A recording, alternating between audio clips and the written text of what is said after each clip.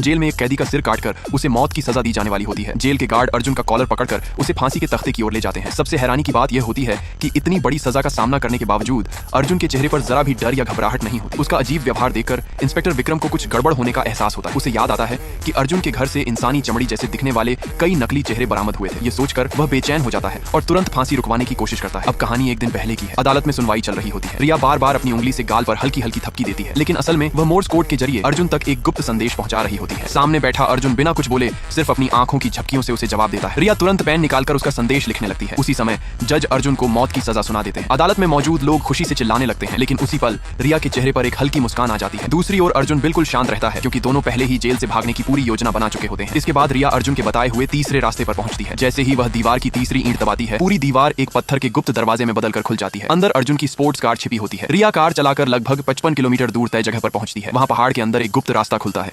उसके भीतर अर्जुन का छिपा हुआ अड्डा होता है। अर्जुन द्वारा बताए गए कोड को डालते ही एक तिजोरी खुल जाती है, जिसमें ढेर सारे पैसे और कुछ रहस्यमयी दवाइयां रखी होती हैं। रिया उनमें से पीले और हरे रंग की दवा उठाती है और योजना के अगले हिस्से की तैयारी शुरू कर देती है।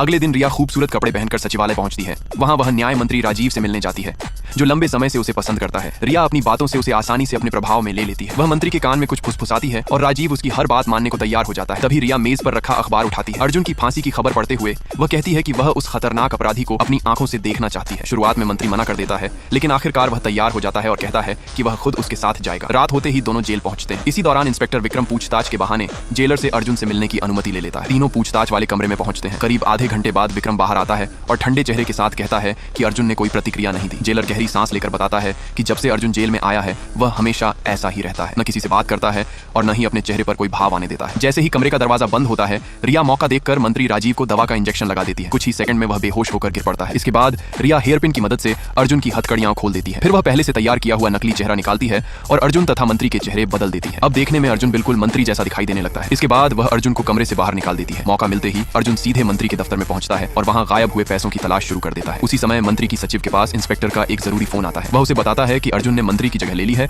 और किसी भी तरह उसे वहीं रोक कर रखो। लेकिन सचिव को यह मजाक लगता है और वह फोन काट देती है। उधर अर्जुन पूरी बातचीत सुन लेता है। खतरे को समझते ही वह तुरंत वहां से निकल जाता है। रास्ते में उसकी मुलाकात दो पुलिस वालों से होती है, लेकिन वह बड़ी चालाकी से दोनों को चकमा देकर बाहर निकलने में सफल हो जाता है।